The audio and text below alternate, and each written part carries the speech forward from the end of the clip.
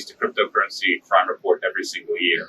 Cryptocurrency scams are the number one form of cryptocurrency crime, really nearly every single year. This year, they've actually seen a drop because we're in a bear market. That'll pick up again in a bull market. In the bull market, they're very active. Some of the biggest scams in history have been crypto-related.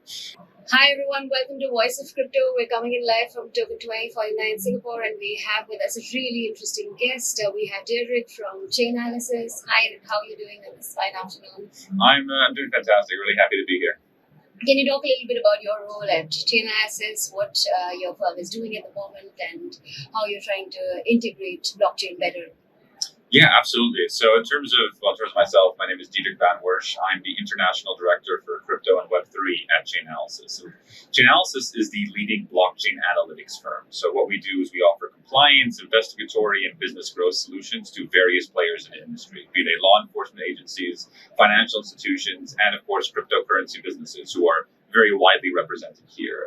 I've been at the company for 5.5 years. Makes me a bit of a dinosaur in cryptocurrency terms. I moved to Singapore 2.5 months ago because we see tremendous potential in the APAC region. And yeah, we at Chainalysis, we're really looking to service all players in the ecosystem, ensuring that there is a safe, open, and fair blockchain.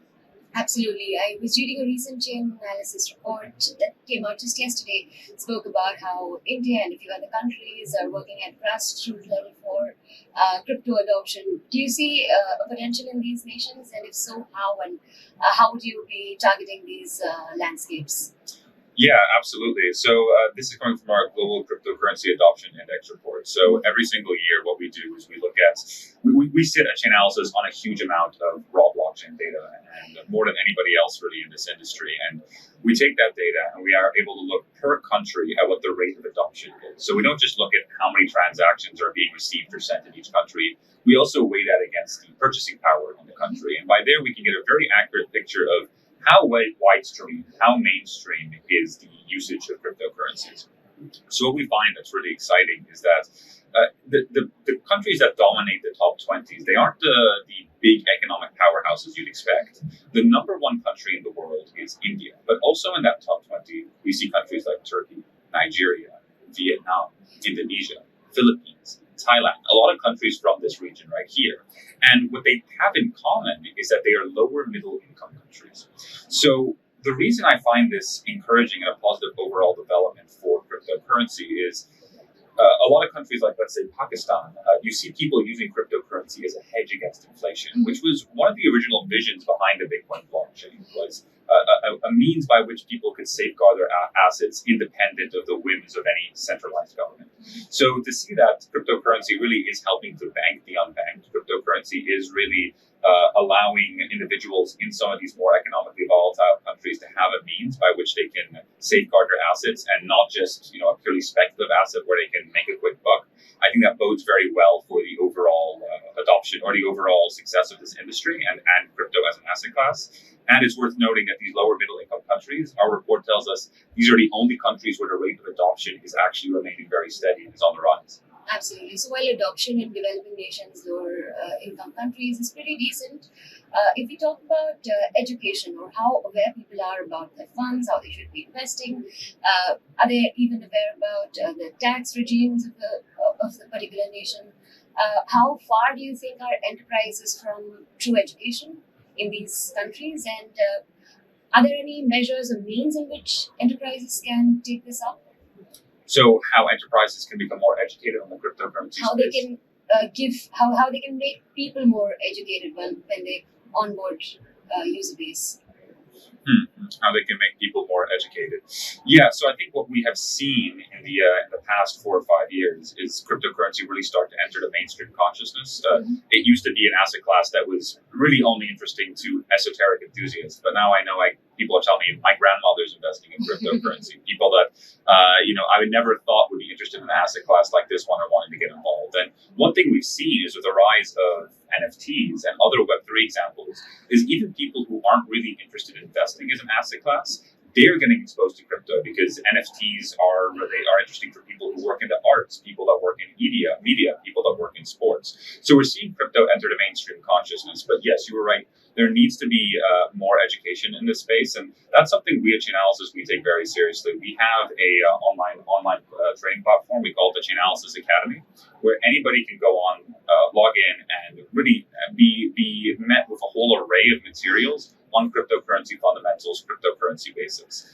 And part of the reason we do that is because this is often a very misunderstood space. And when you invest in cryptos, if you don't know what you're getting involved in, it's very easy to become susceptible to scams. So our own data tells us, we release a cryptocurrency crime report every single year.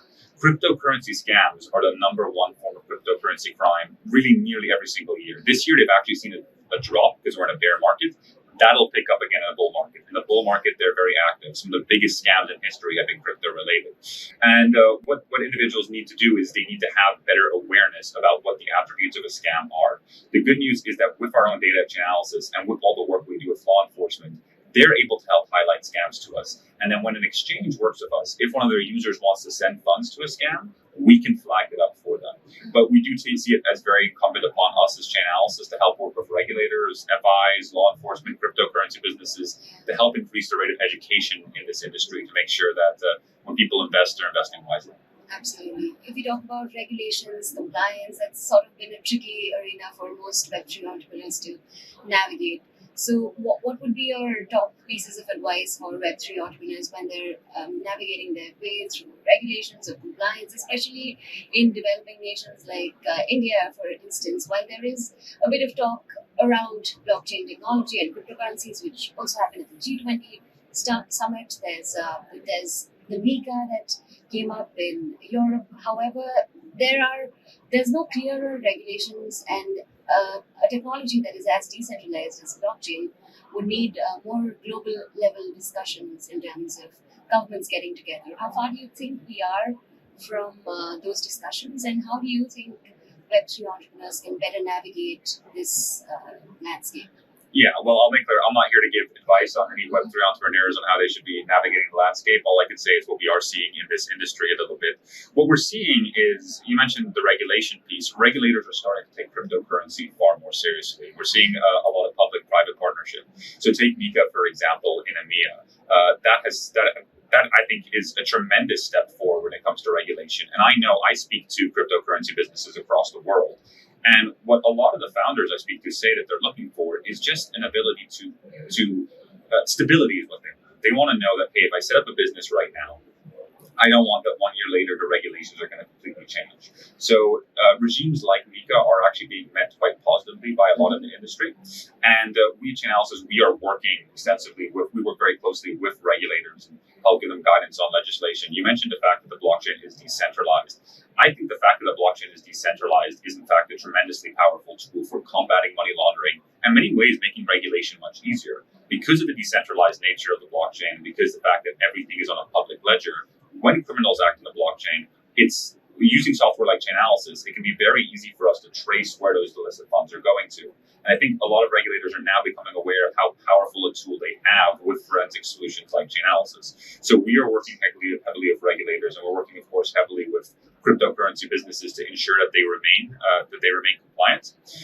But overall, I think the fact that regulators are entering into this space and taking it seriously is a good sign for this ecosystem. Even here in Singapore, we're seeing Project Guardian, in which the regulators are actually working with financial institutions in the country to discuss different tokenization and other projects. And it shows how far this industry has come, because a few years ago, no regulator wanted anything to do with crypto, and there was almost a sense that they hoped it would go away.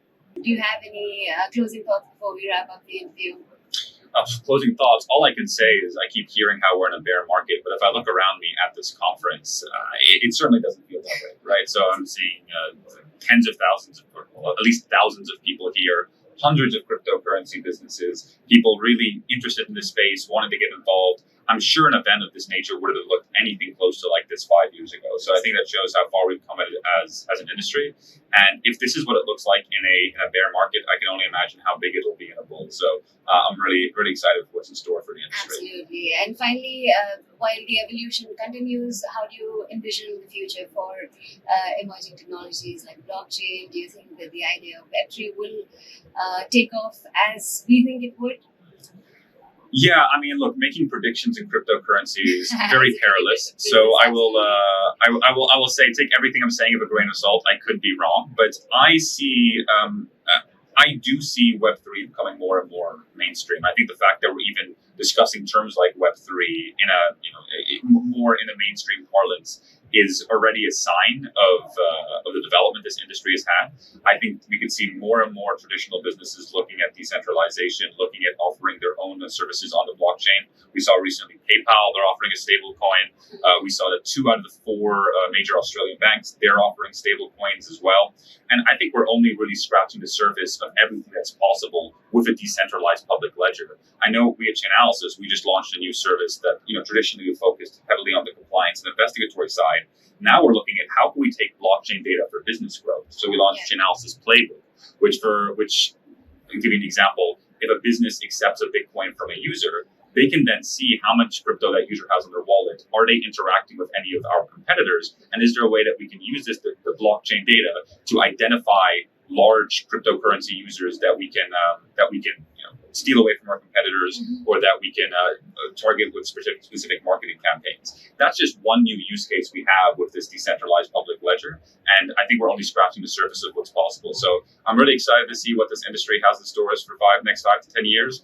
As always, I'm sure it'll be a roller coaster, but I wouldn't be here if I wasn't optimistic. Absolutely.